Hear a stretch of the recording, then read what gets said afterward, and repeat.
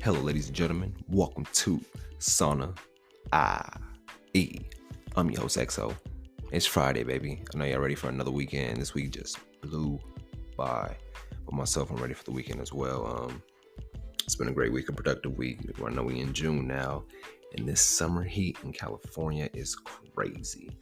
But welcome to the show. If this is your first time listening to Sauna IE, here at Sauna IE, we cover mental health in different ways. We talk about self-healing tips. We talk about triggers that happen. We talk about conversations having with other people and how to have conversations with other people, the questions to ask, as well as coping mechanisms and just different things when it comes to mental health. We're all about bettering our mental health day by day, episode by episode. We drop on Mondays and Fridays, but because of the holiday this week, we didn't have an episode. But we're back today. And overall with Sanai, what you'll get here is more knowledge about your mental health and where you stand when you become mentally and where you're at mentally. On this episode right here, we're talking about reclaiming your energy, mental energy, as well as childhood trauma and the parental mistakes that happen within the childhood trauma. But what I usually like to do here with Sanai, we like to kick off the show with some quotes. Here's my first quote. Be kind to yourself. What you may see as a flaw is what others admire as your strength. Nobody's perfect. We all have flaws. Some hide it better than others, but embrace your flaw. Embrace who you are, who you're becoming. At the end of the day, who you are today is not who you'll be tomorrow. So if you have a flaw, you can easily fix that. Or if you can't fix it, still accept yourself for who you are and the flaws that you have, because the flaws make you, you. And we have to be kind to ourselves too, because life happens, you feel me? And life affects people differently. And us not being kind to ourselves is how shit happens in the world, how things portray in our lives. So always be kind to yourself, even if you have flaws. Everybody has flaws. Embrace your flaws. Embrace who you are and who you're becoming. What you may think is a flaw, somebody else may think is a strength. And the next quote is, stop reliving your past. Right now is where your focus should be. The past is what it is. It's for lessons, for you to look back and get the lessons out of the past and have some memories, good memories. But living in the past with regrets, living in the past with what ifs, living in the past with I should have done all that, just leave that in the past, because all the stuff you should have, would have, could have did, it's eventually a lesson that you had to learn through life to become who you are today. You're going to make mistakes today, probably tomorrow or this week or even this year, and you won't even think about it a year or two from now. So don't let your mistakes define you. Learn from your mistakes and focus on the present. With that being said, I'm gonna give y'all a brief break and we're gonna kick off the show with reclaiming your mental energy.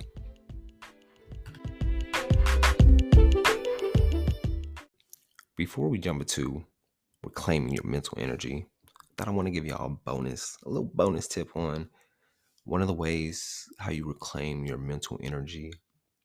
It starts with your morning routine.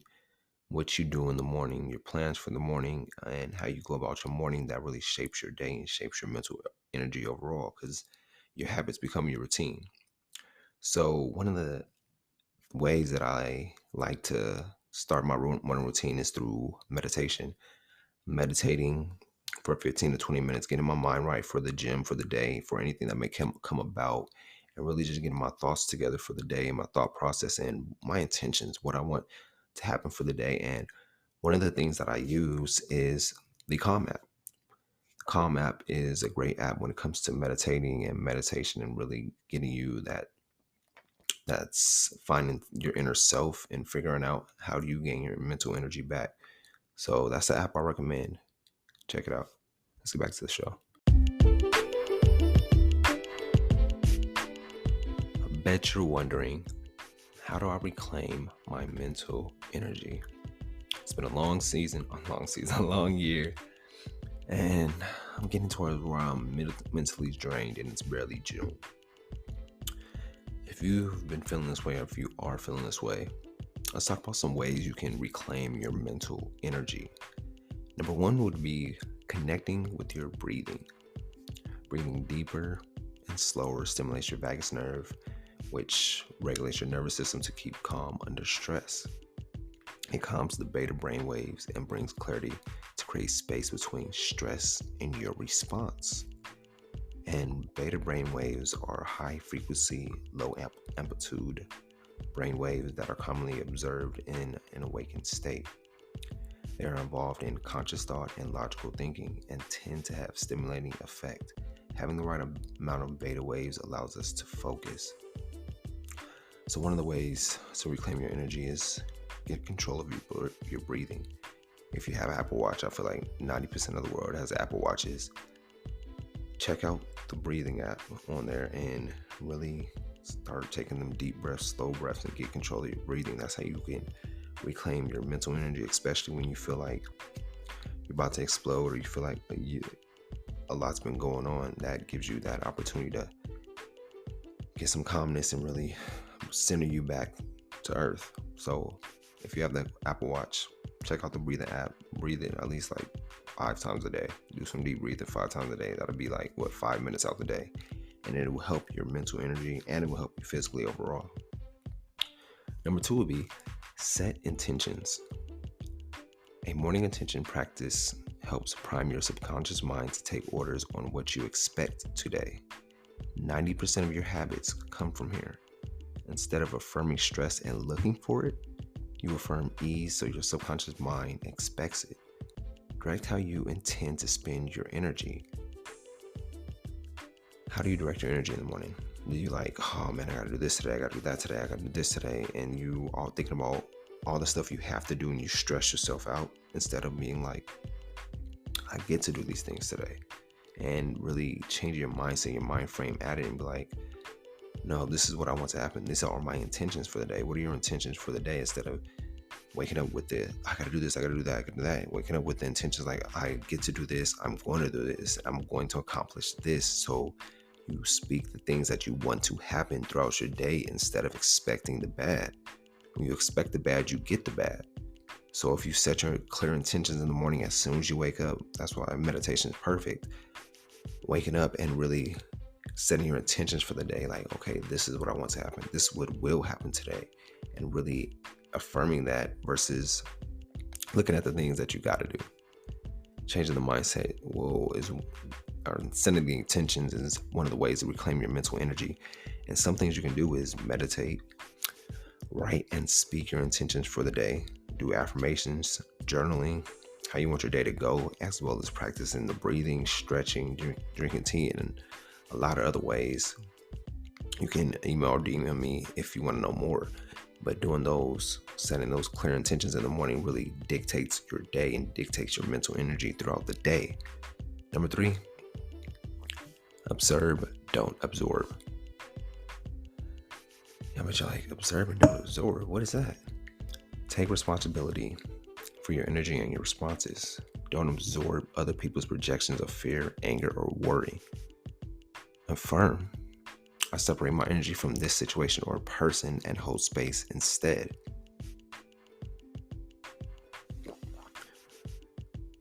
Observe, don't absorb. We tend to absorb other people's energies and projections without even knowing it. Have you ever noticed that? Like when somebody's mad about something, you instantly get mad about it, or you get ticked off, or when somebody's sad, you start getting sad or feeling what they're feeling, or when somebody has success or is happy, you're happy with them, like you feel what they're feeling. That's basically energy transfer. So sometimes you have to be aware of this so you don't get caught up in the energy draining situations with people that tend to want you to absorb their energy and what they're feeling. Especially there's energy drainage out there and there's energy reciprocators.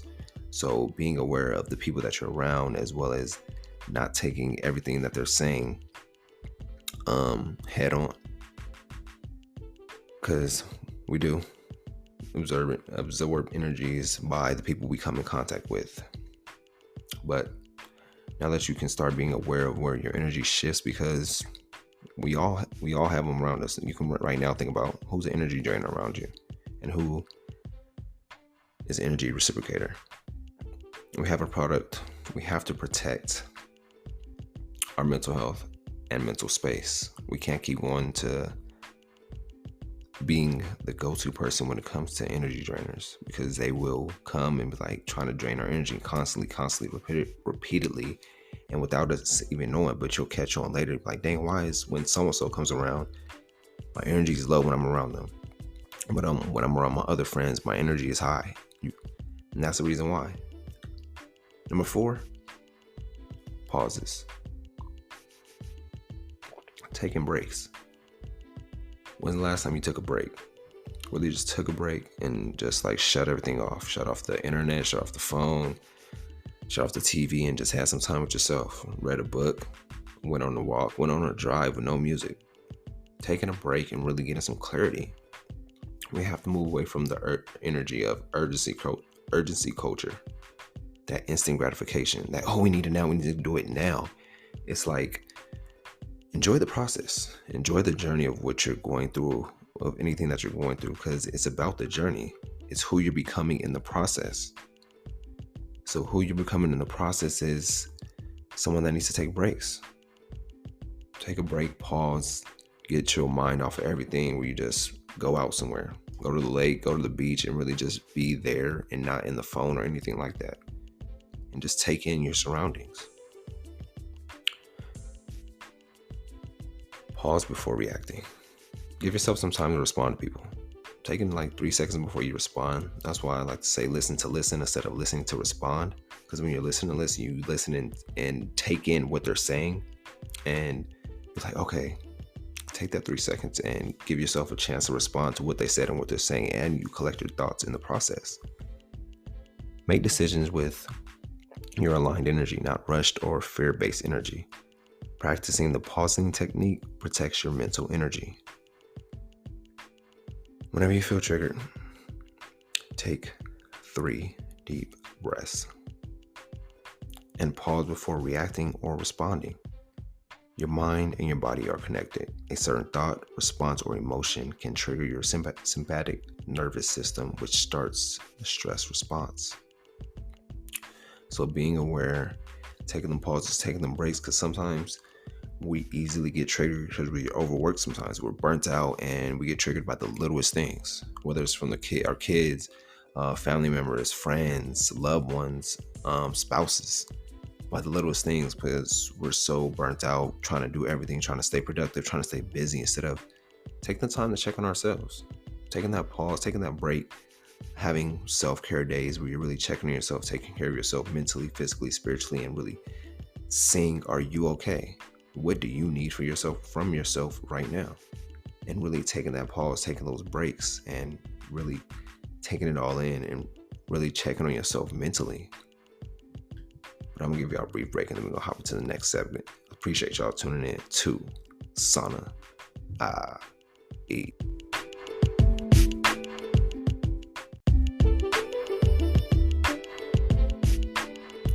And we back. So we're in segment number 2. Parenting mistakes that can cause childhood trauma. And the first one of is ignoring their children's achievements and refusing to give praise. Flip back to your childhood. Take that reflect back, that journey back, that trip back to memory lane, and think about, has this ever happened to you, or did you ever observe this happening to like one of your friends, a teammate, a classmate, a cousin, any family member? Have you witnessed this, or has this happened to you? And doing this affects the children's mental health, because they'll start internalizing that their achievements are worthless and will constantly try to seek their parents' approval even into adulthood. So, and that is just a domino effect for that person, that child that gets that treatment, end up ends up projecting that treatment on their kids, where they're not acknowledging their achievements or refusing to give praise. If this happened to you, I want to hear about it. I want to hear how you're doing now, and has it affected you through adulthood? Number 2 will be endless criticism and judgment. Constantly belittling a child for their mistakes doesn't help them. At the end of the day, nobody is perfect. Also, this is a childhood trauma disorder because it stimulates from that parent getting the same treatment as a child.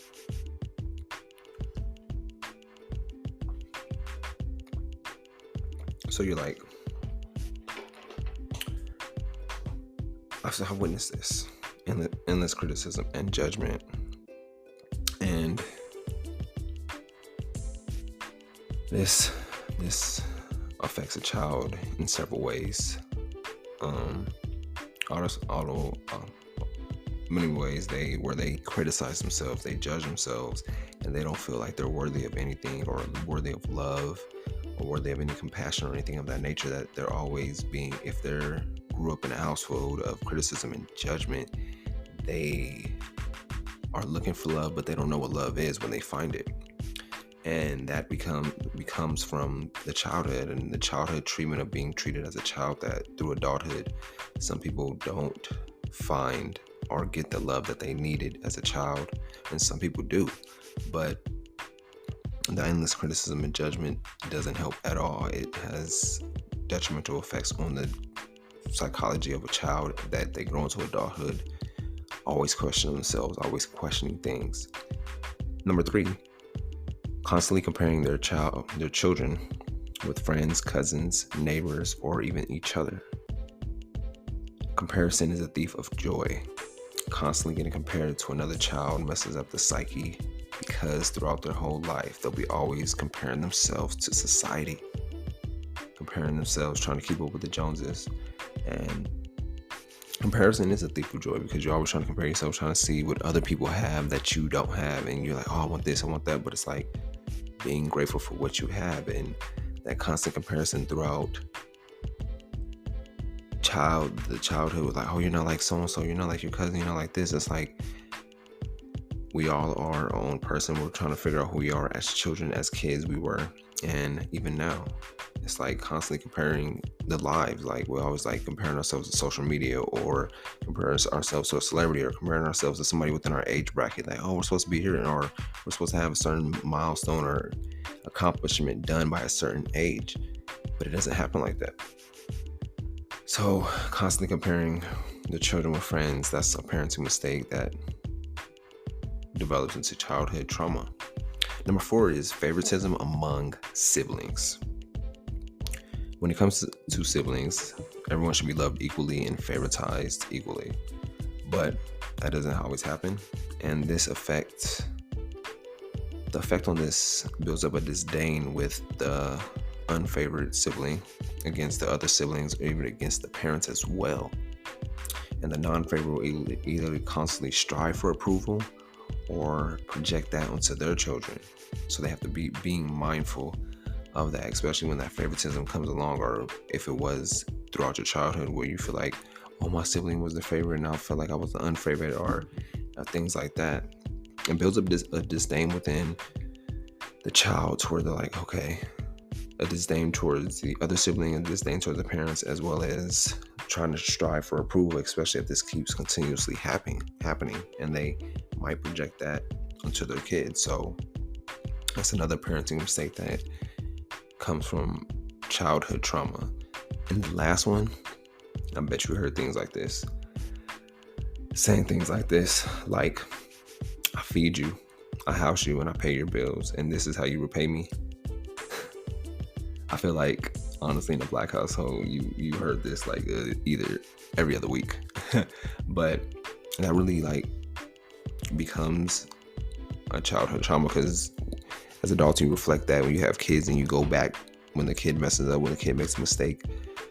You want to be like, I clothe you, I brought you into this world, and yada, yada, yada. And you want to say all that, but it's like, maybe we have to understand and come from it from the child's perspective and seeing how the child sees it versus how we see it, how we want to project what we've witnessed or what was victimized on us as children. So it's like, let me see what's going on with my child in this moment. I don't have to say, oh, I feed you, I paid you, pay your bills, all this, and this how you will pay me. I've witnessed it on several occasions, and it doesn't solve anything. For the parent, they should talk to the child and see what's going on and really talk to them from their perspective instead of boasting about what they do for the child, because it's not about them, it's about the child. But with that being said, I appreciate y'all tuning in. I hope this episode helped you out when it comes to regaining your mental energy as well as childhood trauma. If you reflect back and had any of these happen to you, and let me know. Let's talk. I want to see how you're doing mentally and especially how it's shaped to who you are today. But with that being said, check out the website. It'll be in the show notes, sanai.com. New merch is out. New merch is up. Use code SANAI, get a discount. And I appreciate y'all. And I'm going to leave y'all with this. Your strength doesn't come from winning. It comes from struggles and hardship. Everything that you go through prepares you for the next level. Enjoy y'all weekend.